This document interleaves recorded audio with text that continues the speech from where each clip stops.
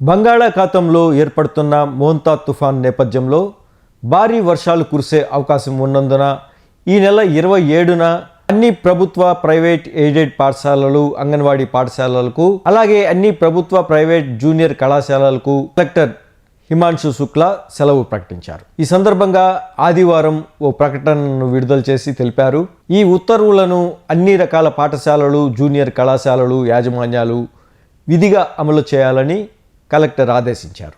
బంగాళాఖాతంలో ఏర్పడుతున్న మోంతా తుఫాన్ నేపథ్యంలో భారీ వర్షాలు కురిసే అవకాశం ఉన్నందున ఈ నెల 27న అన్ని ప్రభుత్వ ప్రైవేట్ ఎయిడెడ్ పాఠశాలలు, అంగన్వాడీ పాఠశాలలకు, అలాగే అన్ని ప్రభుత్వ ప్రైవేట్ జూనియర్ కళాశాలలకు కలెక్టర్ హిమాంశు శుక్లా సెలవు ప్రకటించారు. ఈ సందర్భంగా ఆదివారం ఓ ప్రకటనను విడుదల చేసి తెలిపారు.